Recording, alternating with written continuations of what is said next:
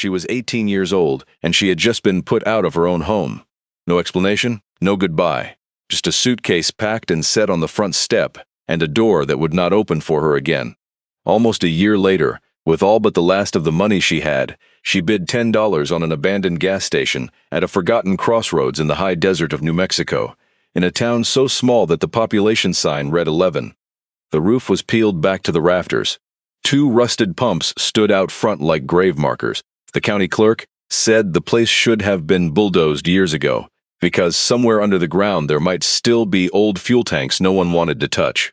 But what no one in that county knew was that beneath the floor of that little repair garage, inside a space that had been sealed for nearly 20 years, was something that would change not only her life, but the life of the whole town.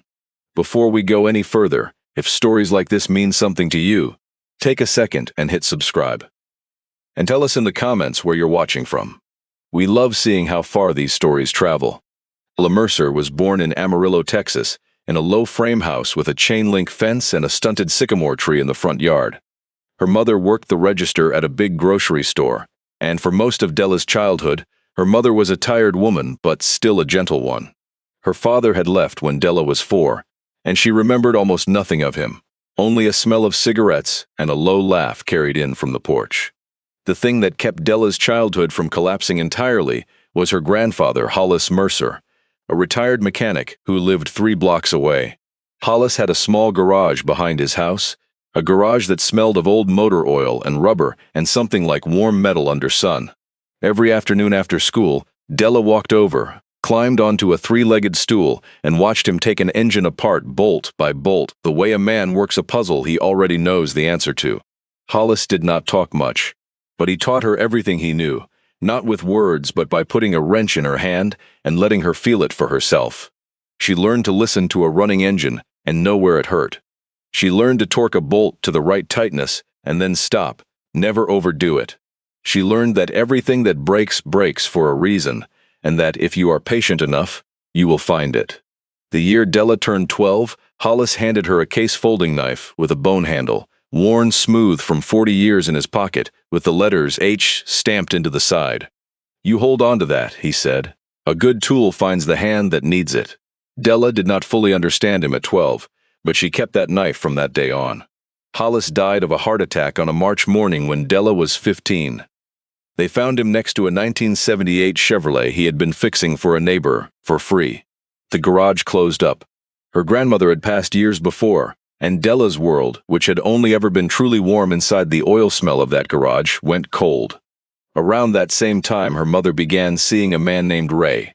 Ray installed roofing, drove a loud truck, and had a voice that was always a little louder than the room required. He moved in when Della was 16. At first, it was only tense dinners and remarks about Della being underfoot. Then it became Ray drinking and her mother staring down at her plate. Della did not argue. She had learned long ago that arguing with men like Ray was like torquing a stripped bolt. The harder you push, the worse it gets. She withdrew into quiet, took an after-school job at a car wash, and counted the days until she was 18. She did not have to count as long as she thought. On the morning she turned 18, a hot and dusty morning in May, Della came downstairs and found her suitcase already packed and sit by the front door. On the lid was a note in her mother's handwriting. "Della, you're grown now. Ray and I need our own space. When you can take care of yourself, this will be easier on everyone." Beside the note was an envelope. Inside the envelope was $100. Della read the note, she read it again. Then she picked up the suitcase, the envelope, and a sand-colored canvas bag holding a few clothes and her grandfather's toolbox, and she walked out the door. She did not look back. The year that followed was a long one.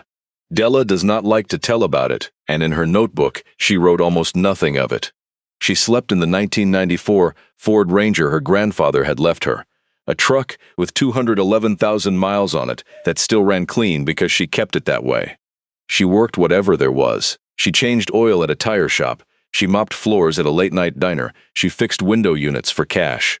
She learned which truck stops you could shower at without being run off, which churches gave breakfast on Sundays, where to park to sleep under a light so no one bothered you. She got thinner. Her hands got harder. But she never once called home. Whenever she was afraid, she took out her grandfather's folding knife, opened it and closed it, Open, close. That small, solid click was the only sound left in her life that meant safe. There was one night she did not like to remember, but remembered anyway. It was a January night in a grocery store parking lot in Lubbock, cold enough that she had to run the engine in short bursts to stay warm, and every time she ran it she watched the fuel needle drop and did the math on how many more nights she had. She had counted her money and found $23. She sat there with both hands on the wheel, her breath fogging the glass, and for the first time since the day she was put out, she let herself cry. Not from the cold, not from hunger, but from the thought that maybe no one on earth was keeping track of whether she lived or died. She took out her grandfather's knife and opened it and closed it, opened it and closed it, until her breathing leveled out. Then she wiped her face, pulled her coat up to her chin, and slept. The next morning she found an oil change place that paid cash, worked 3 shifts, and by night she had $40 more. She did not cry again after that night. She just kept going. It was the only thing she knew how to do. One afternoon in late summer, sitting in a small-town public library to use the free Wi-Fi, Della came across a notice on the website of Guadalupe County, New Mexico. It was a list of properties being sold to settle unpaid taxes.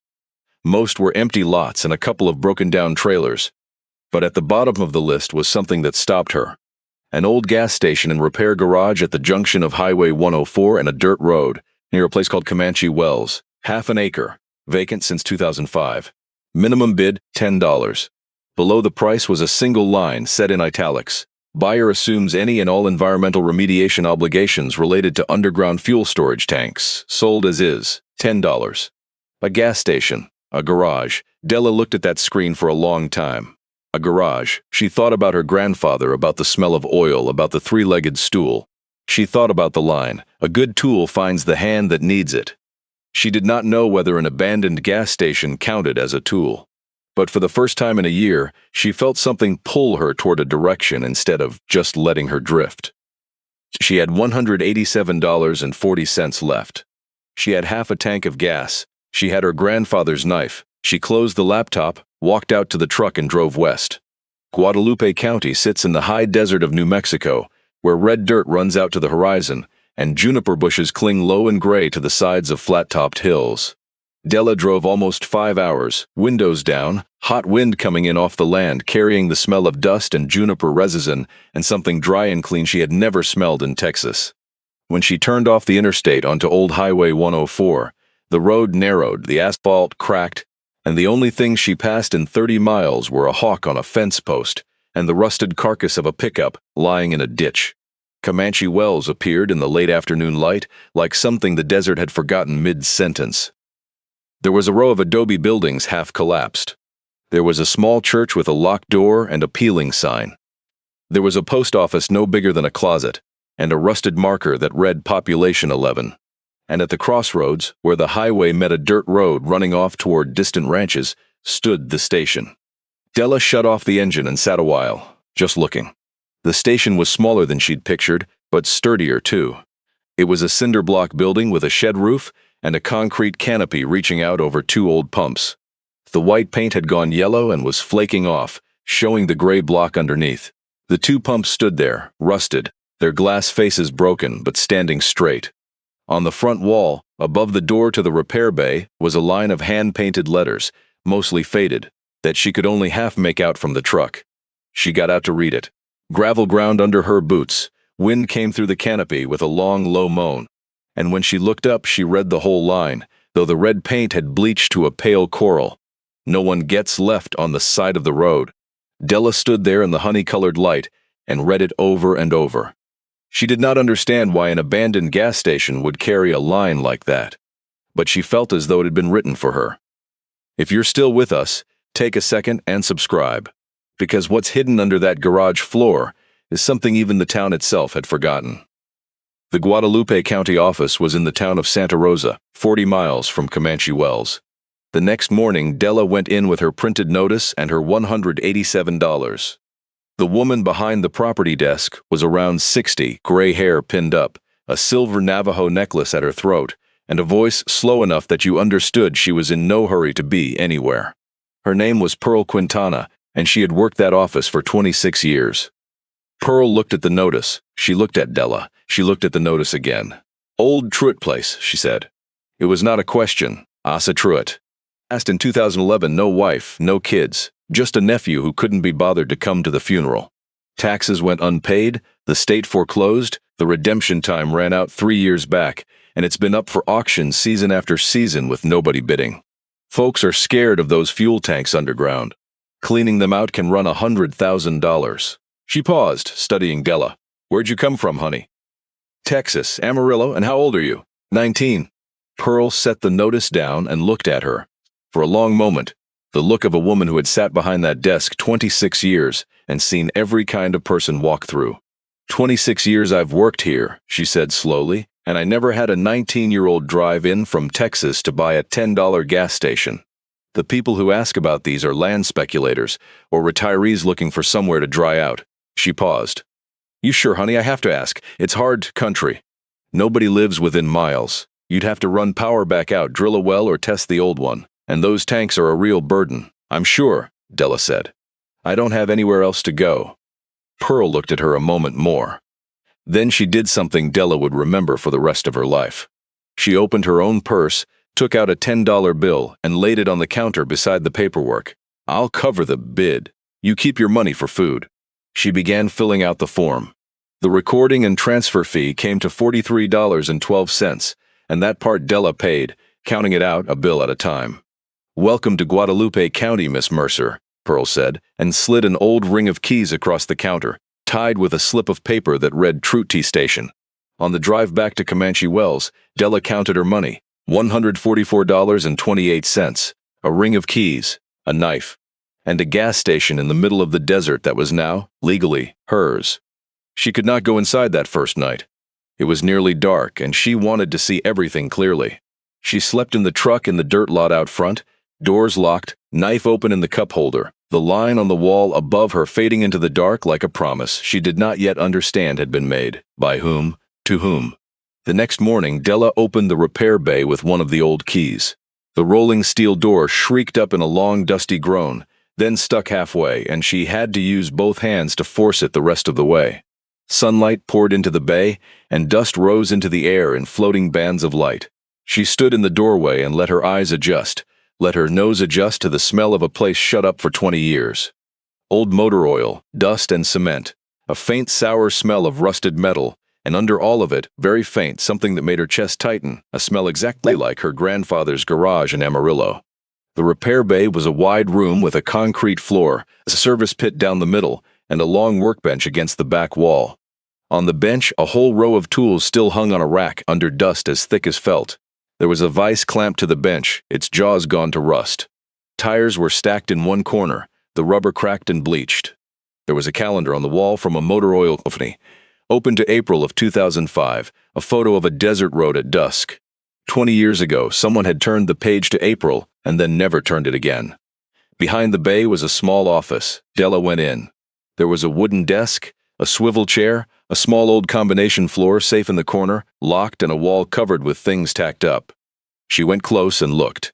They were photographs, dozens of photographs, gone yellow, of people standing beside their cars in front of the station. A family by a station wagon. A young soldier in uniform beside a bicycle. An old woman by a Buick. And in nearly every photo, standing at the edge of the frame, was the same man. Tall, lean, an oil-stained cap on his head, two big hands and eyes crinkled from smiling. Under one photo, in pencil, someone had written, Asa and the Begays fixed their water pump, 1987. Asa Truitt.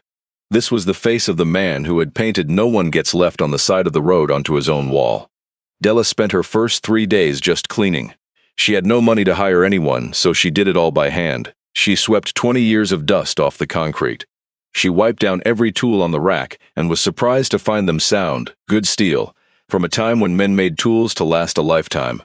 She pumped the old well behind the building and was glad to find it still worked. The water cloudy at first, then clearing. Every night she slept in the truck, and every morning she went back in.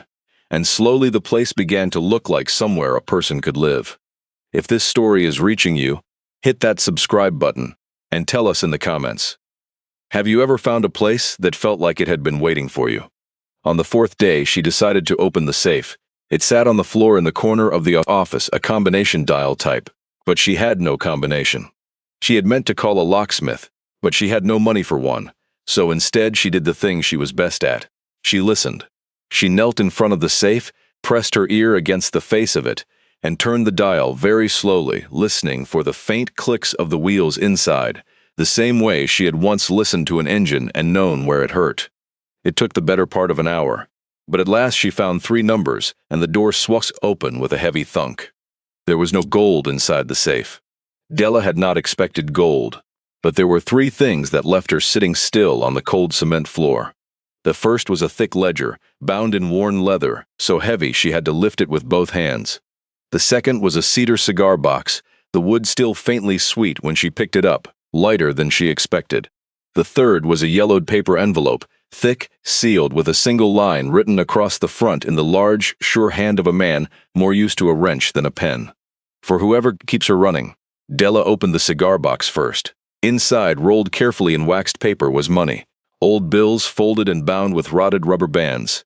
There was a plastic tube of silver dollars, heavy and cold in her palm. There was a small stack of United States savings bonds, printed in years long past. She did not know what all of it was worth, but she knew it was enough.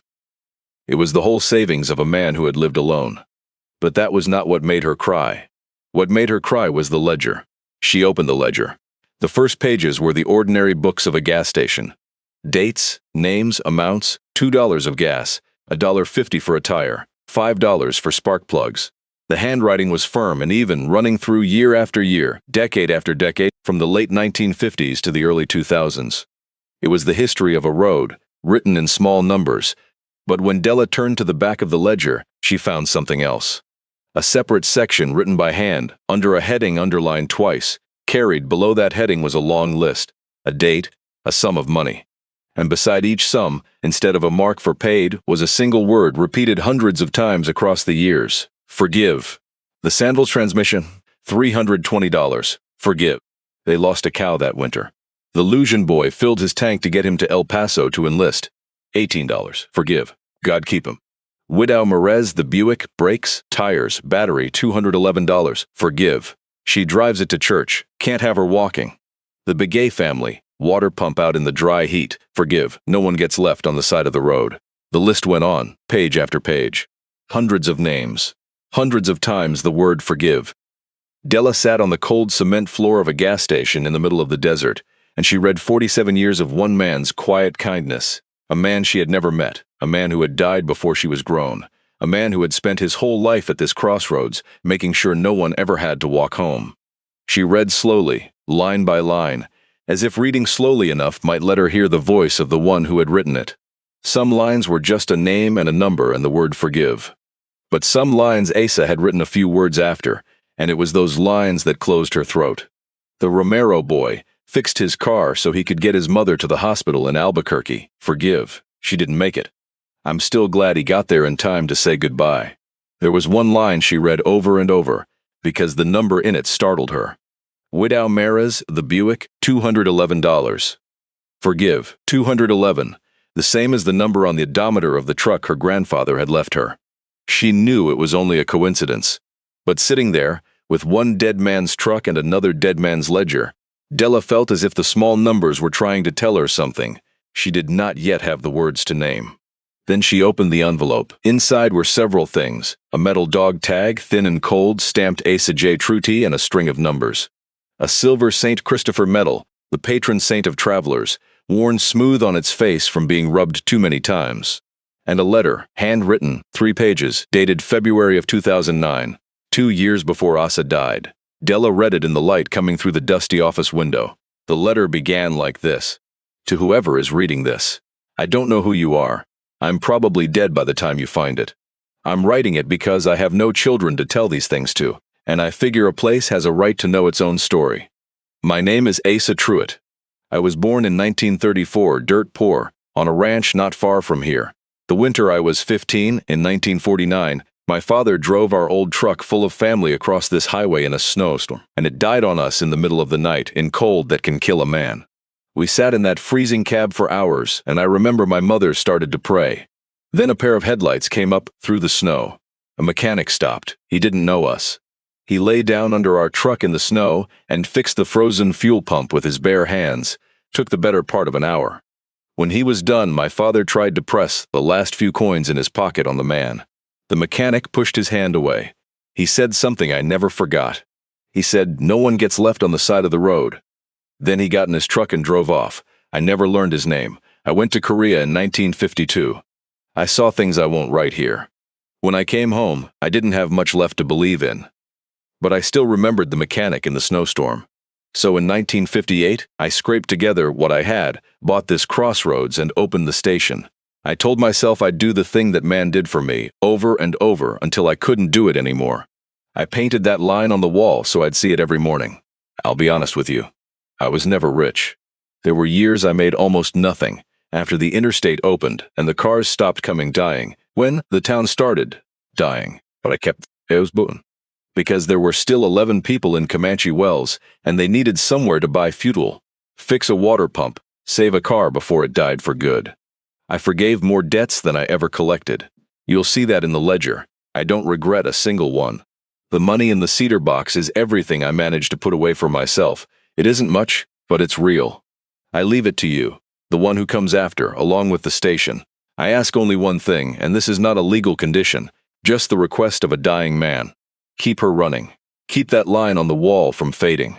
When someone comes through here, stuck, out of money, scared, remember that once a man stopped for me in a snowstorm, and that the debt was never paid off, it was only passed on.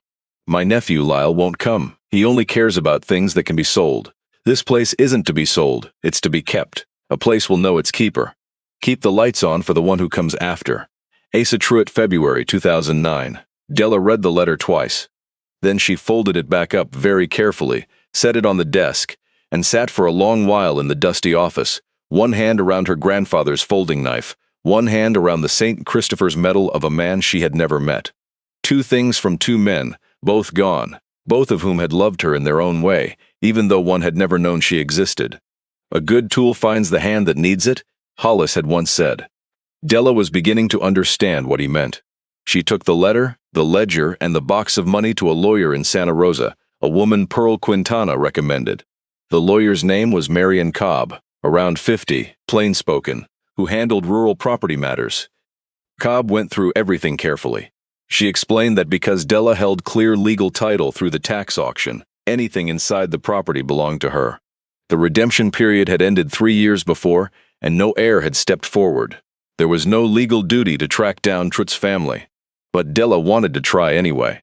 Not because of the law, but because it felt right. Cobb made a few calls. They learned that Asa's only nephew, a man named Lyle Truitt, had moved away long ago, and that Asa really had died alone, no wife, no children. The money in the box after Cobb had it appraised, the old bills with a collector and the bonds and silver cashed, came to about $9,200. Not a fortune. But to Della, who had $144 to her name, it felt like being handed a future. She did not spend it on herself. She spent it on the station. That autumn, Della began the restoration. She could not do it alone, and she did not want to. The first to come help was an old man named Manny Ortega, a retired mechanic and welder who lived on the edge of Santa Rosa and had known Asa Truitt for 30 years. Manny drove out one morning, walked the whole building, ran his hand over the cinder block, looked up at the tin roof, then said a thing Della would always remember. "Bones are good on this one. Good block. Roof needs doing, but the bones are sound." He charged a fair rate and agreed to teach her some of the work. They did the roof first. Manny and Della stripped the rusted tin, reinforced the wood trusses, and laid new sheeting they bought cheap from a salvage yard in Tucumcari. Della learned to set rivets, to chalk a line, to work up high in the dry desert wind that never quite stopped. Her hands blistered and then hardened. Her skin went brown. Every night she ached, but every night she also felt something she had not felt in years, something close to joy. Not every day was easy. One night, in late October, a windstorm came up out of the west and blew all night with a long shriek like a freight train. And in the morning, Della walked out to find 3 sheets of tin they had laid the week before torn loose and thrown against the fence. A week of work crumpled in the dust. She stood looking at it a long time, and for a moment the old feeling from the nights in the truck rose up in her, the feeling that no matter how hard she tried, the world would tear it back out of her hands. Then she heard Manny's truck on the gravel. The old man got out, looked at the tin, took off his cap and scratched his head, and said one simple thing. "So we do it again. This time we put in the storm screws." They did it again. It took 3 days. No wind ever tore it loose after that. Manny taught her more than how to roof. He taught her to read an old cinder block wall, to know which block was still solid, and which had gone soft. He taught her to mix mortar by hand, to tool a joint so the rain ran out instead of soaking in. He taught her to weld, sitting behind her with his hand over her hand to keep the bead even, just the way her grandfather had with that wrench when she was 12. One afternoon, resting in the shade with their backs against the sun-warmed wall, Manny told her that Asa himself had taught him to weld more than 30 years before in this very garage and never charged him a dime. "Old Asa told me," Manny said, eyes out on the desert. "Manny, this trade isn't to keep for yourself. You learn it, you teach it to the next one. So now I'm teaching it to you. You see that, sir? It just keeps going." Della saw it. For the first time, she began to understand that she was not just fixing a station. She was stepping into a current that had been running long before she ever arrived. She repainted the line on the wall. She climbed a ladder with a brush and a can of red paint, and she traced over every letter, following the faded strokes. No one gets left on the side of the road. When she finished, she walked back out to the road and looked, and the red letters stood out bright against the gray block under a sky that desert blue. And Della felt as though she had brought something back to life that had been dead. The small community around Comanche Wells, once they understood this girl meant to stay, took her in the way rural people do, quietly and steadily. The first to come by was an old woman named Eulalia Mares, who everyone called Lala, who lived a mile down the road and drove an old Buick.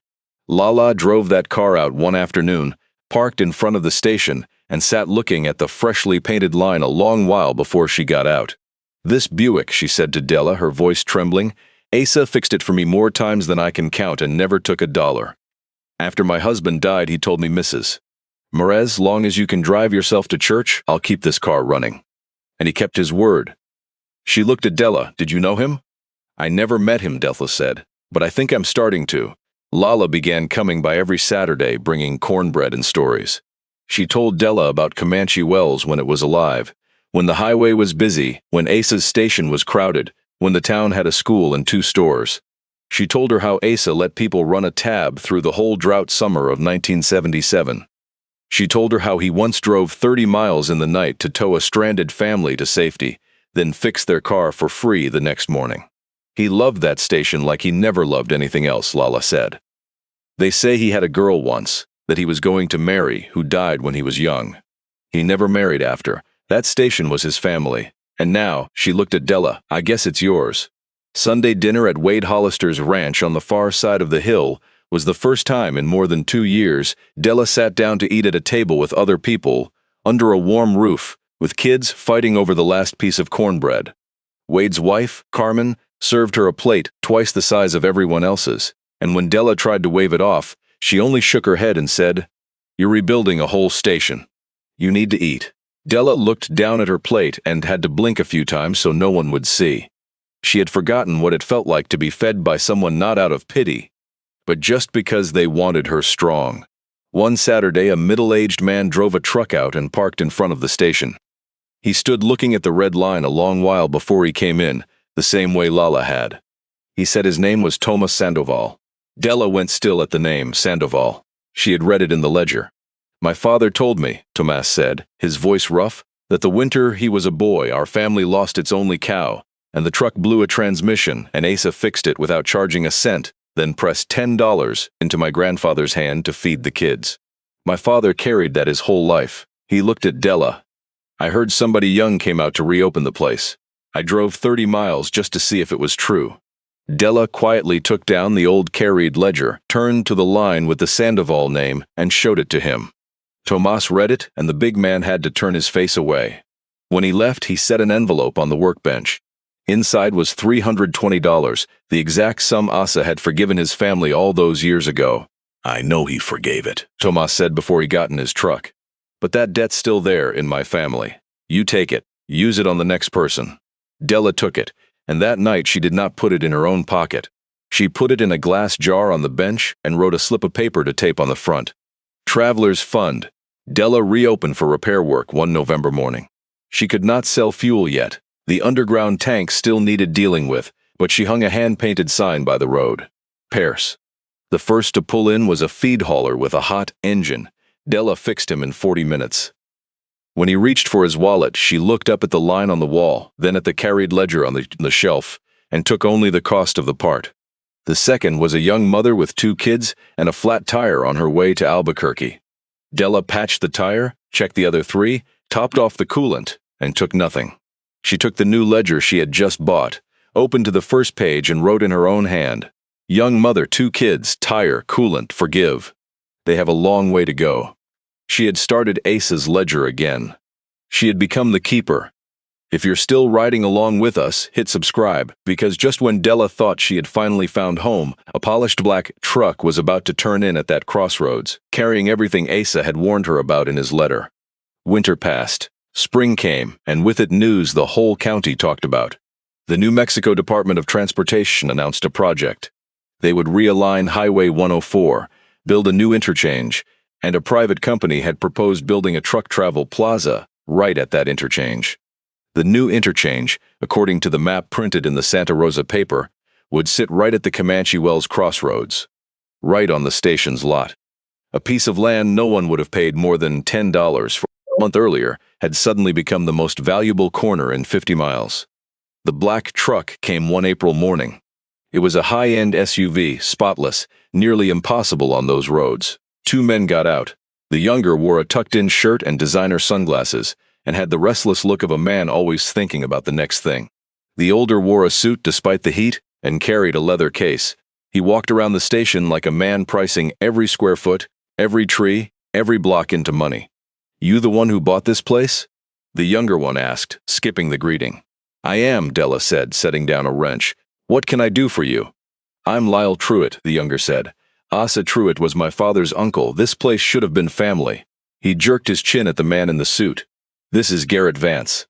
He represents the developer. We're here to fix a mistake." Vance opened the case, drew out a stack of papers, and smiled the smile people use when they have already decided they will win. "Miss Mercer, is it? Let me be direct, save us both time. The tax auction you bought into had a defect in notice. My client here, Mr. Truitt, is the rightful heir, and he never received proper notice of the foreclosure. That makes your deed vulnerable to being voided. We can take this to court, which would be very expensive and very slow for someone in your position."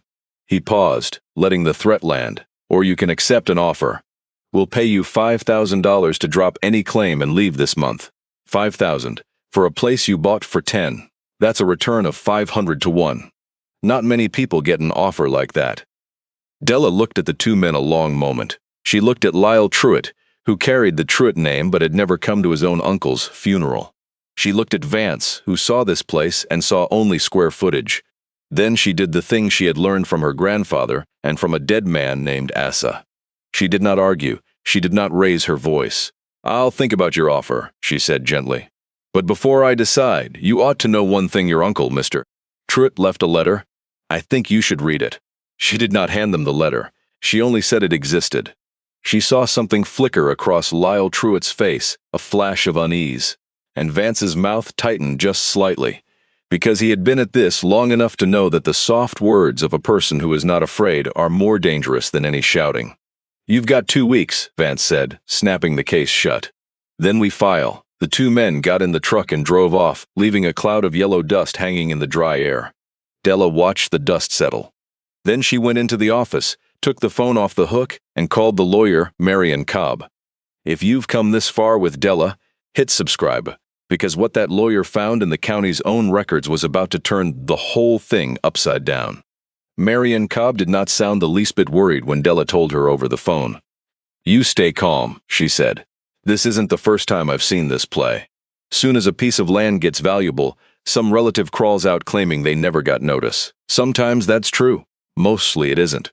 Let me pull the file." The rest of the story did not happen in courtroom shouting, but in paper, the way the truth so often defends itself. Cobb spent a week in the Guadalupe County Records Office, going through every page of the foreclosure on the station. And she found everything she needed. She found the certified mail receipts. The state had sent notice of the tax delinquency and the pending sale by certified mail to Lyle Truitt's last known address, 3 separate times across 3 years. 2 of the 3 carried his signature on the return card. She found the published notices. The sale had been advertised in the county paper for 4 straight weeks, exactly as the law required, 3 years before Della ever arrived. She found the record showing the statutory redemption period of 3 years, and that it had passed with no one stepping up to pay the back taxes. Every notice the law demanded had been given in full. Lyle Truitt had not been denied notice. He had been notified repeatedly, and he had chosen to do nothing, because back then the station was worth nothing, and the only things he cared about were things that could be sold. "Your deed is solid as bedrock," Cobb told Della when the 2 sat in her small Santa Rosa office, the file spread across the desk. "They've got no case. They're just betting you're a 19-year-old girl with no money who'll get scared and for $5,000. They bet wrong." But Cobb did one thing more, a thing Della had asked her to do. She looked into the problem everyone feared, the reason the station had been called worthless all those years, the underground tanks. And she found that the state of New Mexico ran a cleanup fund for exactly these kinds of old abandoned rural fuel stations, a program almost no one knew about. A piece of land people thought carried a $100,000 burden could actually be cleaned up at almost no cost through that fund, if the owner filed the paperwork the right way. Cobb helped Della file. The last meeting happened at the station itself. Lyle Truitt and Garrett Vance came back, this time with their own lawyer. Marion Cobb sat across from them with a case full of records. Della stood leaning against the workbench, arms folded, silent. Cobb did not raise her voice. She simply opened the case and laid each document down on the bench, slowly the way a mechanic lays each tool in its place. The certified mail receipts, Lyle Truitt's signature on the return cards, the published notices, the record of the expired redemption period. "You're welcome to file," she said mildly. "But I think you should know my client holds a perfect deed, and your client," she looked at Lyle Truitt, "was properly notified 3 times and signed for it twice. A judge will take about 15 minutes to dismiss your claim, and when he does, you'll be paying the costs." Vance did not answer right away. He looked at the documents. He was a sharp man and he saw that he had lost, but Lyle Truitt could not stand it. "This is my family's property," he snapped. "That old man owed us. This place is worth millions now, and it's in the hands of some homeless girl who bought it for $10. It's not right." And that was when Della spoke. She walked to the shelf, took down the carried ledger, set it on the bench, and opened it to the back, to the pages full of the word forgive. "Mr. Truitt," she said, her voice still gentle. "Your uncle didn't owe you anything. He spent his whole life paying off debts he never owed in the first place. Look," she turned the pages. "The Sandovals lost a cow that winter. He forgave it. The Lujan boy going off to enlist, he filled his tank, forgave it. The widow Merez fixed her car so she could keep getting to church, forgave it." She closed the ledger. "He died alone at this place, Mr. Truitt. You didn't come to the funeral? Now you come because it's worth money. That's exactly what he was afraid of. I know because he wrote your name in a letter." She did not hand him the letter. She did not need to. The room went quiet. Outside, the wind moaned through the canopy. Lyle Truitt looked at the ledger, then looked away, and for a moment Della saw on his face not anger but something small and ashamed, the shame of a man realizing he had been wrong about the worth of a thing his whole life. Vance stood, snapped his case shut. "We withdraw?" he said flatly. They left, and this time the cloud of dust behind the black truck never came back. Della later learned that the developer built his travel plaza anyway, on a different lot 2 miles to the west, where the land was cheap and the owner willing to sell. The new interchange was shifted a little. Asa Truitt Station kept standing at its old crossroads, and now, with the road rebuilt, cars began passing by again. Not many, but enough. If this story is meaning something to you, share it with someone who needs to hear it, and hit subscribe so you don't miss the next one. The state cleanup fund came through that summer. A crew came out, dug up the old underground tanks, treated the soil, and filled it back in, at almost no cost to Della at all. The burden that had frightened everyone for 20 years turned out to be a thing that only needed the right person willing to file one form. By the end of summer, the station could sell fuel again. Manny Ortega helped Della swap the 2 old pumps for a refurbished one they pulled from a closed station in Tucumcari. And one August morning, for the first time in 20 years, a car pulled into the Comanche Wells station and filled its tank. and Della stood under the canopy, in the shade that smelled of gasoline and dust, and felt a thing she had never felt in all her life. She understood for the first time what the word home actually meant. She did not go back to her old life. She did not call her mother. She had thought she would miss her, but she found she did not the way she expected. She missed an idea of a mother, a version that had never quite existed, the one who could have loved her without trying to push her out.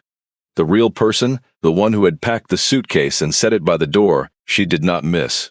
She understood now why Asa had painted that line on the wall in 1958, after coming home from a war and after losing the girl he loved. Because sometimes the only way to live with a wound is to turn it into a promise made to strangers. Comanche Wells did not come roaring back to life as a big town. It stayed a small place in the middle of the desert sentence, but the station became its heart again. Lala drove the Buick out every Saturday, and Della kept it running, just as Asa had.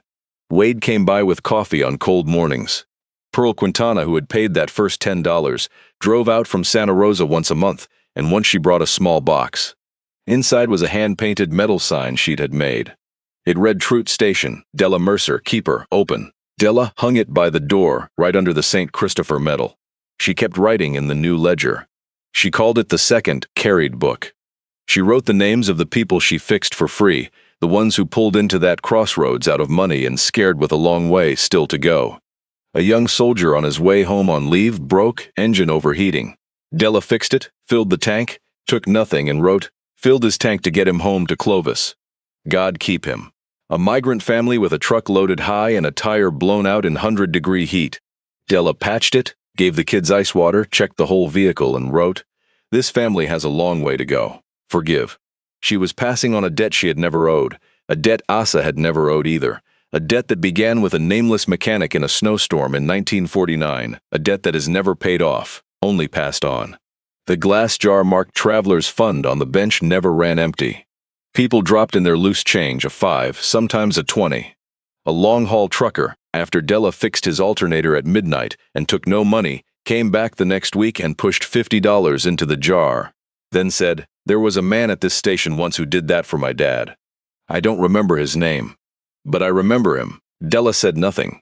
She just pointed up at the red line on the wall, and the trucker nodded like he understood. One September afternoon, close to 2 years from the day her suitcase was set on the step, Della sat on an old metal chair outside the station door and watched the sun go down over the desert. The sky went from gold to rose to deep violet.